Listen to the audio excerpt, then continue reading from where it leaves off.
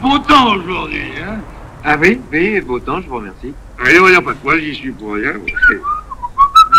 Vous attendez quelqu'un? Mêlez-vous de vos affaires. Ah, difficile? C'est justement les affaires des autres qui m'intéressent.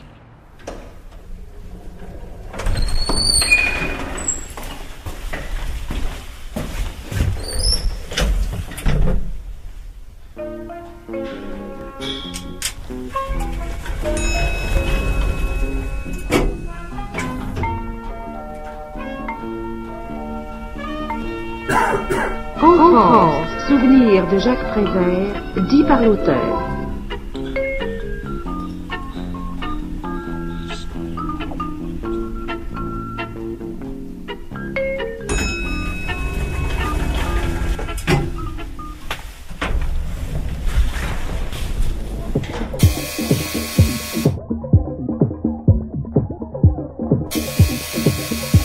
Y'a personne? Y'a personne?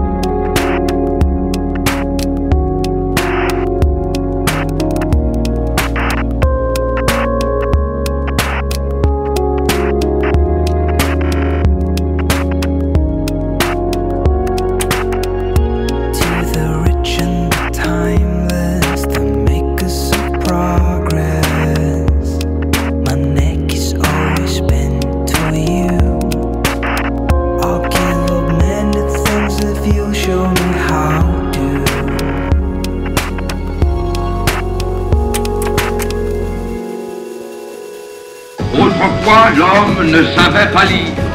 Ou bien, s'il savait lire, il lisait la Bible.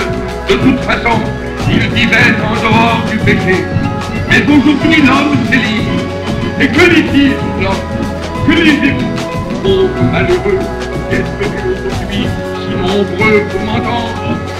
Vous lisez les mauvais livres, écrits avec un mauvais encre, du mauvais esprit.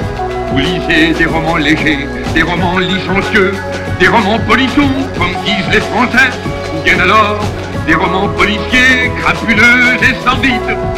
Mais vous n'êtes pas les petits coupables, pauvres misérables pécheurs. Ce sont ceux qui écrivent ces livres qui sont de véritables malfaiteurs. Mon père tenait ses assises au café de l'Hôtel de Ville. Et c'est en rêvant devant le sucre qui fondait sur le grillage de la cuillère à absinthe qu'il nous citait la dernière phrase du comte de Monte Cristo. Attendre et espérer. Et quand il était d'humeur morose, celle d'Émile Zola avant le point final du ventre de Paris.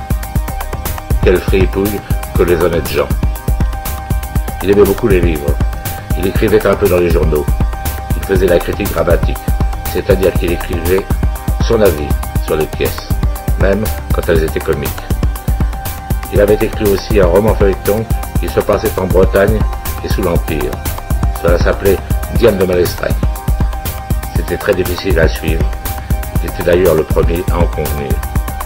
Il avait toujours des rendez-vous très importants, au Ratodrome, au fronton de Claude Basque, avec des lutteurs japonais, ou à la permanence de la patrie française. Je n'aimais pas du tout aller là, où les gens s'esclaffaient parce qu'on avait un chat qui s'appelait Loubet. Mon père avait beau m'expliquer que c'était parce que le président de la République s'appelait pareil que mon chat, je détestais ces gens-là. Quand ils passaient tous, en bande, dans les rues, en criant « Ah bah Loubet !» j'aurais voulu, comme Cocardas et Pasquale, les flanquer tous dans les fossés de Kélus. Et quand ils criaient « Vive des roulades !» je n'aimais pas non plus celui-là. Un jour, Loubet disparut. Il en avait sûrement assez d'être insulté. Ou je n'osais même pas y penser. Peut-être qu'il l'avait tué. Et nous eûmes un autre chat. Mon père l'appela Sigur, parce qu'il avait trouvé dans les coulisses de l'opéra. Sigur était très beau, très drôle, tout gris. Je l'aimais tout de suite, mais sans oublier Loubet. D'ailleurs, dans les rues, on parlait toujours de lui, et dans le bois aussi. à bas Loubet. Tout le monde se battait, et les gardes à cheval et à pied tapaient sur tout le monde pour les séparer. Pourquoi se battent-ils, demandai-je. Pas les mêmes idées, répondait papa. Moi, je n'aimais pas les idées de ceux qui insultaient mon chat. Et c'était difficile à les reconnaître, à savoir lesquels. Ils roulaient par terre tous ensemble et s'enfuyaient en même temps et du même côté. Et comme ils criaient tous « Vive la France », c'était trop compliqué. Ils criaient aussi « Mort aux Juifs » ou « Youpin », comme ils les appelaient. J'entendais leurs chansons. Chassons les Youpins et les francs-copains. Chassons loin chez nous, cette sale race de filous. Comme j'ai questionné mon père, il hochait la tête, il n'avait pas l'air d'approuver. Les Juifs, tu comprends? Mais on dit toujours tu comprends aux enfants qui ne comprennent pas. Il poursuivait. C'est comme je ne sais pas moi, les Bretons par exemple. Il y en a des bons et des mauvais, et pour la plupart c'est des bons. Les Bretons c'est une race, une belle race même. Et pour les Juifs, c'est peut-être pareil, à peu de choses près. Enfin, elle crie n'importe quoi, ne t'occupe pas de ça. C'est pas de ton âge, ça leur passera. Mais il y avait toujours du bruit comme ça dans le lit. Et une nuit, mon père rentre à la maison et réveille tout le monde. Il est tout pâle, ne trouve plus ses mots, il vacille un peu. Ils ont tué Siffton. Il n'y a tout de même pas de quoi réveiller toute la maison, dit ma mère. Comme mon père a l'air très fatigué et va se coucher, je demande à ma mère. Qui c'est, Siffton? Un ami de ton père, enfin une relation. Et avec un grand soupir. La patrie française. Il en voulait à Loubet, c'est bien fait. Et assez réjoui à cette idée, je vais me coucher. Le lendemain, on apprend par les journaux que Siffton n'a pas été assassiné, mais qu'il s'est suicidé. Que c'est le docteur Tolmer qui l'a soigné. Ça tombe bien. Le docteur Tolmer, c'est notre médecin. Et bien vite, il vient nous raconter comment ça s'est passé. Je l'entends encore et je revois une grande image en couleur sur le petit journal illustré. C'est tout de même très triste de voir l'homme tout seul, la tête posée près du réchaud à gaz, et qui s'est suicidé. Oh, laissez-moi parler! Il faut que je parle ou je vais étouffer. Laissez-le parler. Autrefois, j'étais heureux. Je vivais confortablement. Une certaine aisance, dirais-je même. Et puis, j'aimais bien mon métier. Oh, vous n'avez pas choisi ce métier. Les circonstances, vous comprenez, la fatalité. Enfin, c'était mon métier, quoi. Chacun son métier. Il n'y a pas de son métier. Mais un jour, j'étais. L'idée me vint de lire des livres pour me documenter, pour me perfectionner.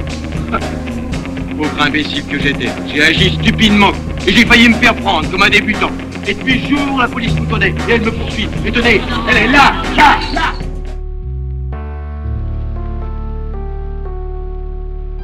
Neuilly-sur-Seine, 1906. J'avais 6 ans. Souvent, au bois, un cerf traversait une allée. Un peu partout, les gens mangeaient, buvaient, prenaient le café. Un ivrogne passait et hurlait « Dépêchez-vous, mangez sur l'herbe.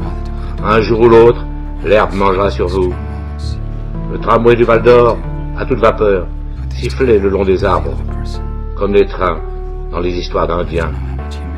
Le jour n'était pas encore éteint, mais déjà la porte-maillot flambait, souhaitant la fête au crépuscule. Il y avait des cyclistes et des vélos, partout des vélos, encore des vélos, et des voitures avec des chevaux. Ça sentait le caoutchouc, et puis Vendôme régnait déjà sur le salon de l'automobile. Au café des sports, les garçons plantaient en courant 2 pailles dorées dans la grenadine des enfants. Ça sentait le Pernod, le crottin à oiseaux. Les arbres riaient et frissonnaient. Rien encore ne les menaçait tout à fait. Il y avait des gens qui faisaient la musique, qui chantaient, qui faisaient la fête, qui faisaient la gaieté. Et ceux qui, à voix basse, s'engueulaient autour de leur guéridon, étaient tout de même sous le charme. Et leurs injures, leurs pauvres menaces, on aurait dit qu'ils les chantaient, les fredonnaient, sans y penser. Passaient des mendiants, des marchands de livres, des musiciens ambulants, un vieux bonhomme qui remontait et posait sur les tables des jouets mécaniques.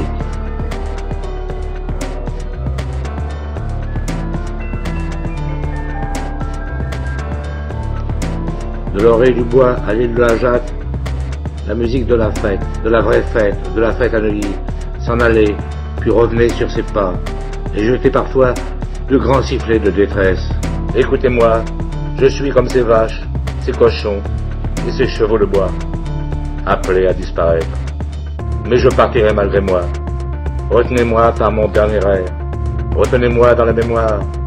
Je reviendrai, quand vous voudrez, lointaine mais intacte, dans la poussière du carton perforé. Debout, sur les montagnes russes, de jolies filles de bois peint, costumées en hussard, avec un grand sourire heureux, tapées sur leurs cymbales dorées.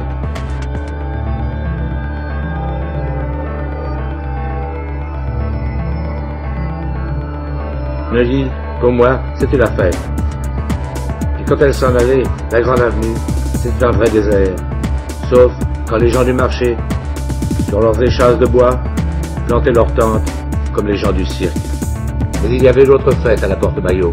Un jour, c'était le Maroc à Paris, un village avec des indigènes aux yeux brillants, des potiers, des bijoutiers, des charmeurs de serpents, une mère dromadaire avec ses petits, et des enfants noirs qui plongeaient dans un bassin pour aller chercher des sous. Un autre jour, c'était un village de nains, avec des maisons de nains, une école de nains, et une petite église de nains, ou le Loupinzouloup. Les gens montaient dans un wagon qui descendait très vite, tournait à l'envers dans une roue, ralentissaient, s'arrêtaient, et laissaient sortir les voyageurs qui criaient. Et puis Printania, un grand café-concert en plein air. On prenait des cerises à eau de vie, et quand la nuit était belle, le toit du théâtre s'en allait.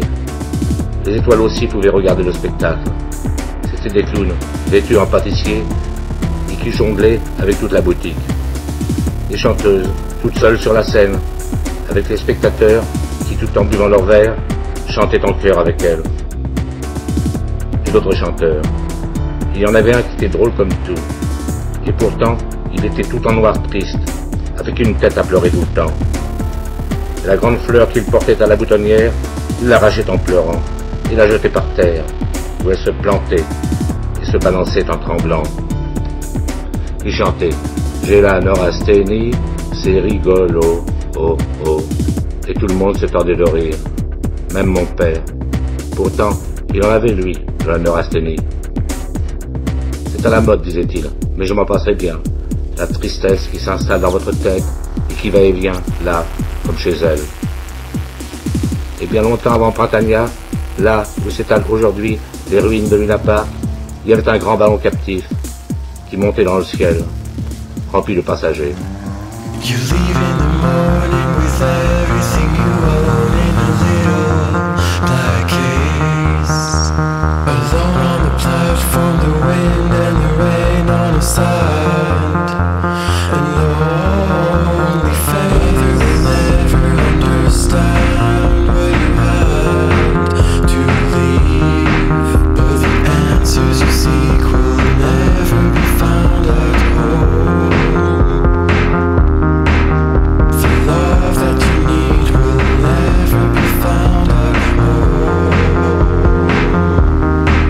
Run away, run away, run away.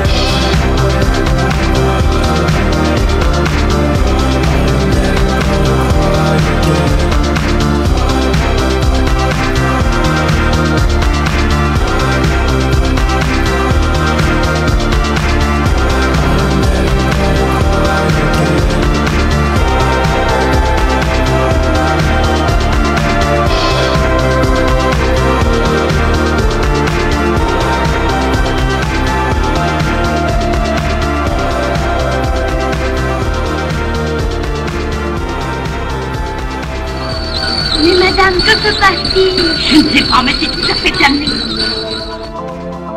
Le cousin Louis. C'est un grand artiste en son genre. À cette époque, il poursuivait l'œuvre de sa vie, la reconstitution en carton et dans ses moindres détails de tous les châteaux de la Loire, sans en excepter un seul.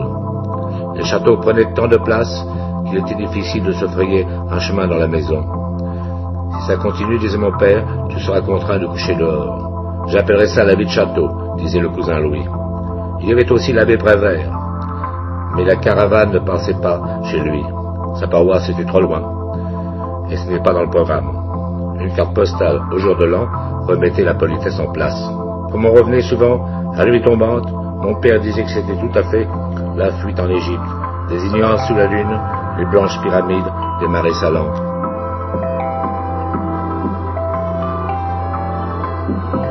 Quelquefois, on allait à Nantes, où mon père était né, et où mes grands-parents venaient parfois en pèlerinage. Nantes, c'était beau tellement ça remuait. Le chemin de fer traversait toute la ville comme un tramway, et la mer aussi, comme lui, entrait là, comme chez elle, avec ses bateaux à vapeur et ses grands voiliers. On a beau dire que ce n'est pas tout à fait la Bretagne, répétait mon père, mais Nantes, c'est tout de même encore la capitale de la marine à voile. Il était attablé à la Cigale, un grand café, beaucoup plus beau que celui de l'hôtel de ville. C'était de bonne heure le matin, et sur les tables, avec les cafés au lait, il y avait de très petites bouteilles de vin blanc, des fillettes de muscadet. J'ai du muscadet dans les veines, disait mon père, en dégustant comme tout le monde sa fillette. Ça saute de génération, le muscadet. Ton grand-père n'en boit pas, alors j'ai hérité de grand-papa. Il était capitaine au Honcourt, ton arrière-grand-père. C'est tout dire. Tout dire quoi? Qu'il aimait le muscadet, et que le muscadet l'aimait. Il en buvait en s'embarquant, et pour lui dire adieu. En revenant, pour dire combien il était content de retrouver un ami. Et dans ce voyage, il buvait un tas de choses très fortes, mais n'oubliez jamais de chanter ses louanges. Il est vrai que ton grand-père, à toi, comme dans la chanson, n'a jamais navigué. Et toi, moi non plus, hélas. Il ne voulait pas. Il n'était pas marin, mais libraire, sur le quai Cassard. Et quand le capitaine arrivait, lui demandait des livres qu'il avait notés sur un petit calepin, on lui répondait, nous ne tenons pas ce genre d'ouvrage. Il éclatait de rire et chantait une petite chanson qui n'était pas pour les enfants. Et pas pour les grandes personnes non plus, précisait Sophie. Mon père fredonnait la chanson du grand-père en attaquant une autre fillette. J'ai rencontré Jeannette dans le bois et je l'ai embrassée 3 fois. Il poursuivait. J'aimais beaucoup mon grand-père. Il était très vieux. Depuis longtemps, il n'avait plus toute sa tête à lui. On me demanda de le veiller la nuit. Je me suis couché près de lui et je me suis endormi. Le matin, tout le monde était scandalisé. On me fit honte. On me traita de petit monstre. On me punit très sévèrement. Pourquoi? Avions peut-être rêvé tous deux ensemble? Et si j'étais resté assis, aurait-il passé une meilleure nuit? J'étais de son avis, et je n'étais pas très content quand mes grands-parents me gardaient à Nantes un jour ou deux avec eux. Soyez les bienvenus. J'étais sûr que si ça tombait un samedi, ils m'emmèneraient le lendemain à la messe.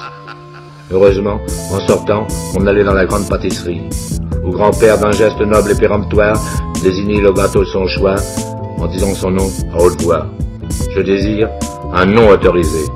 C'était un mocha au café au chocolat, orné d'une superbe fleur de lys en sucre candi. Ton grand-père est royaliste, expliquait papa. Et toi? Moi, comment ne serais-je pas républicain, puisque né le 4 septembre 1870? Mais je suis aussi un peu bonapartiste. Ça agace tellement ton grand-père. Tu comprends? Il a tout de même emprisonné le pape. Bien sûr, il a commis aussi de grandes erreurs. Cette idée de faire fusiller le duc d'Enghien. L'Aiglon? Non, l'Aiglon, c'était le duc de Restav. Et je comprends que tu puisses les confondre. Ils étaient très jeunes tous les deux. Et Nantes remuait toujours. Une fois, par la fenêtre de grand-père, on a vu les gens qui défilaient avec des drapeaux. Pas comme les autres. Mais comme à Neuilly, ils se battaient avec les agents, les gendarmes, et chantaient des chansons violentes et tristes, pas comme les autres non plus. Ça m'effrayait un peu. Surtout que grand-père, cramoisi de colère, d'asthme et d'indignation, racontait des choses pas du tout rassurantes. Les noyades de Nantes. Un pirate qui s'appelait Carrier, d'un grand bateau percé exprès, jetait tous les gentilshommes dans la Loire. Et si on les laisse faire, ça va recommencer, criait grand-père. C'est du bien, je veux dire, frère.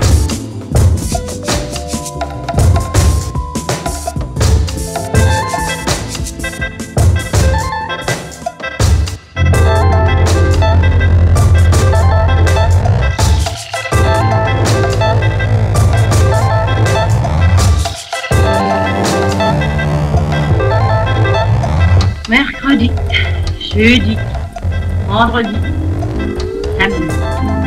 Dimanche, lundi, mardi. Et toutes les semaines, ça recommence. Quelle monotonie.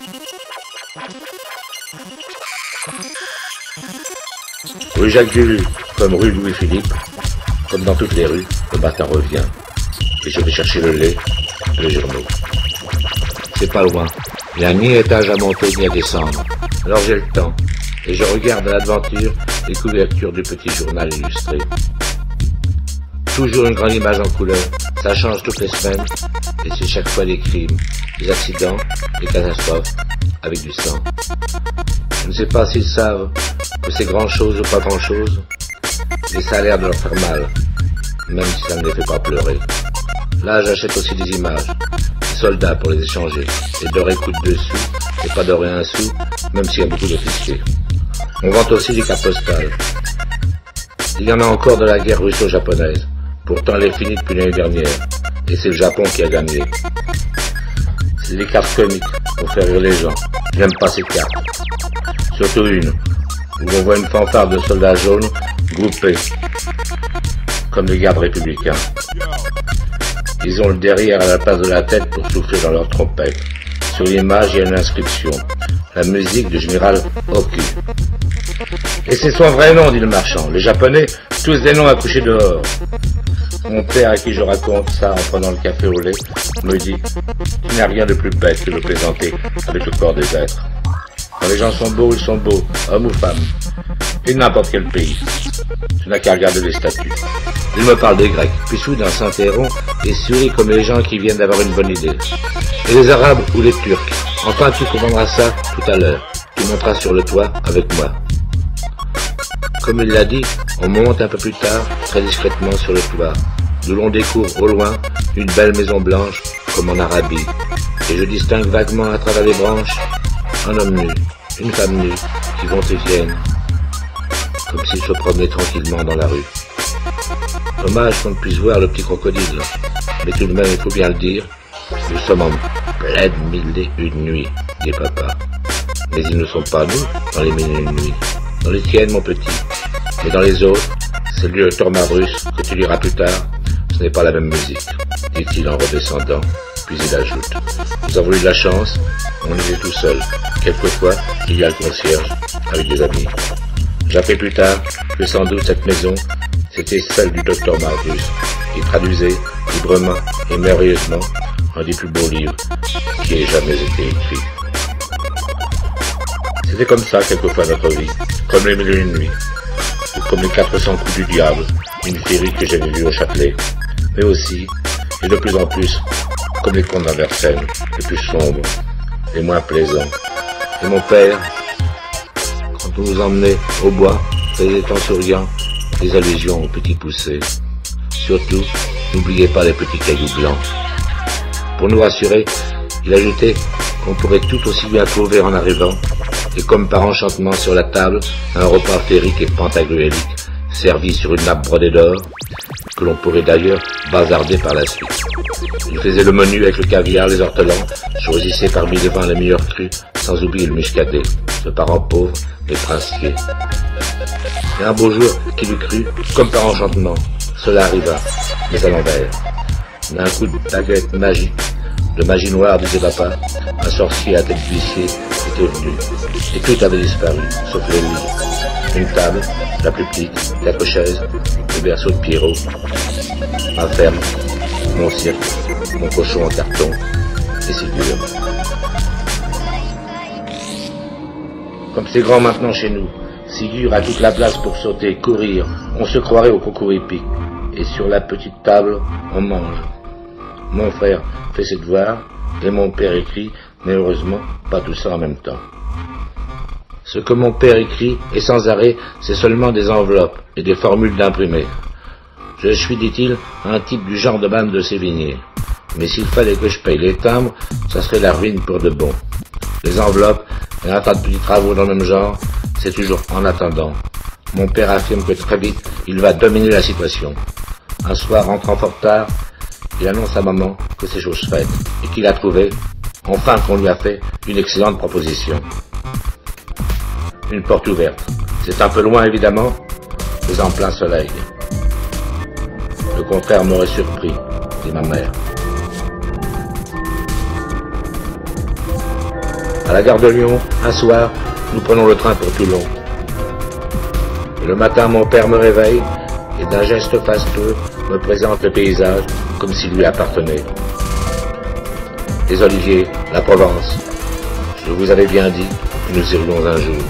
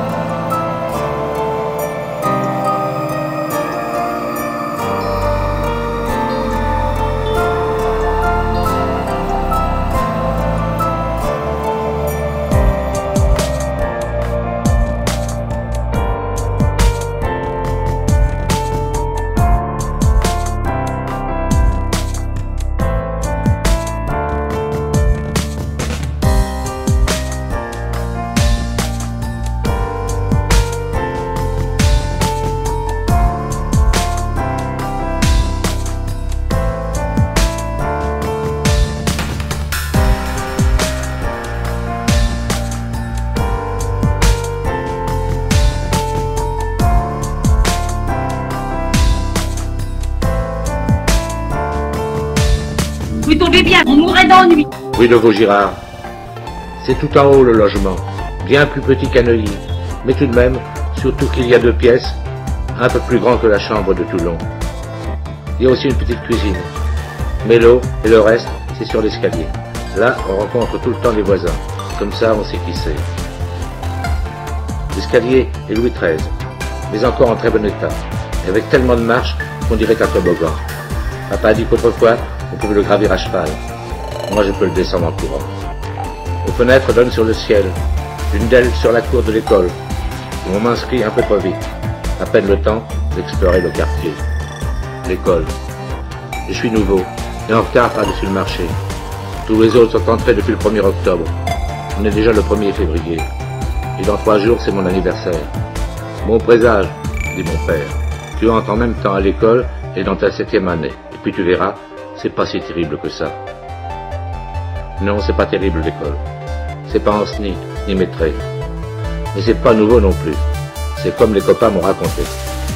On est assis toute la journée, on n'a pas le droit de bouger, on guette les heures et on les écoute sonner. Tout à fait comme les problèmes qu'on me posera un peu plus tard à la leçon d'arithmétique. Un élève entre en classe à 8h30, en sort à 11h30, revient à 1h et s'en va à 4h. Combien de minutes s'est-il ennuyé? On peut soustraire les chansons des rues, la pluie et la grêle, ou les cris du vitrier, les flèches de papier, les carbures dans les encriers, et même bien souvent la bonne humeur du maître, si a fait tout de même un bon petit bout de temps, les mains sur la table, ou les bras croisés. Alors j'attendais. J'attendais 4 heures. J'attendais le jardin, le Luxembourg. C'est là où pendant plusieurs années, je devais passer mes vacances avant d'aller plus loin, avant d'entreprendre avec les copains sur le tampon des trams ou au cul des camions, les grands voyages à Billancourt, à la Vache Noire ou à Issy-les-Moulineaux, le tour du monde de Paris, du quai de Bercy au point du jour. Le Luxembourg, pour moi, c'était tout de même plus grand que le bois, puisque je pouvais aller me promener tout seul. Mais l'herbe, sauf les pigeons et les jardiniers, personne n'avait le droit d'y poser le pied. Cela devait appartenir à quelqu'un, puisque les gardiens la gardaient, cette herbe. On aurait dit les mêmes qu'au musée de Cluny, qui gardent les armures, les vieilles pièces de monnaie, les lits à baldaquin, et dans une vitrine, avec son cadenas et sa clé, la ceinture de fer, qu'on appelait ceinture de chasteté. Oui, cette herbe devait être bien précieuse, comme les palmiers qu'on venait chercher en voiture aux approches de l'hiver, et que le jardinier enfermait dans un grand hangar de pierre tout à côté du musée du jardin, où il y avait des tableaux et des statues. Un peu avant que la nuit tombe, les gardes jouaient du clairon ou du tambour pour dire qu'il fallait s'en aller. Revenait alors la phrase « J'ai pour savoir que ce n'est pas grand-chose », ça me faisait mal et me donnait envie de pleurer. Ce clairon, ce tambour nous poursuivait, nous menaçait, en répétant sans cesse « Fini de jouer, il faut s'en aller ». Et j'aimais rien dans cette musique pour nous rappeler que demain, tout recommencerait. Il n'y avait peut-être pas pensé. Heureusement le lendemain, chaque jour, les grilles s'ouvraient et le jardin, comme la veille, nous dévoilait ses coins les plus secrets.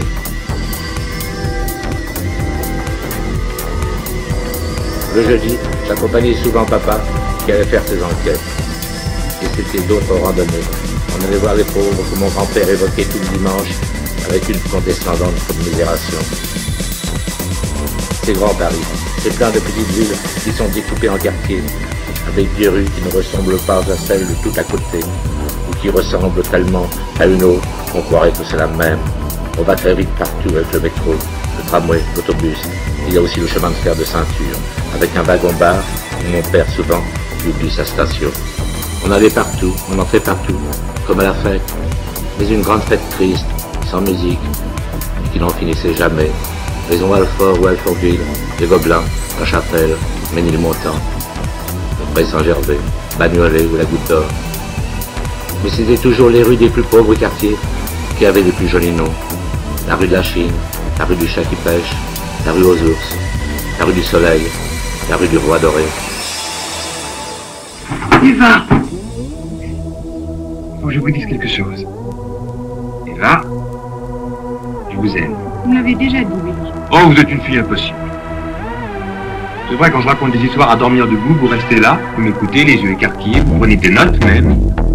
Si je vous dis Eva, je vous aime, on dirait que ça vous endort. Réveillez-vous, Eva. Je suis là, je vous aime. Réveillez-vous! Lâchez-moi la paix avec votre amour. Oh! Si vous saviez ce que vous pouvez avoir l'air bête quand vous m'écoutez vous dire que je vous aime. Une vraie tête de sourde et muette. Une vraie tête d'idiote. Si vous voyez la faute quand vous me dites que vous m'aimez, une vraie tête de fou. Les yeux qui sortent de la tête et qui veulent s'en aller on ne sait pas où. La voix qui tremble et toujours la même phrase insupportable. Je vous aime, je vous aime, je vous aime.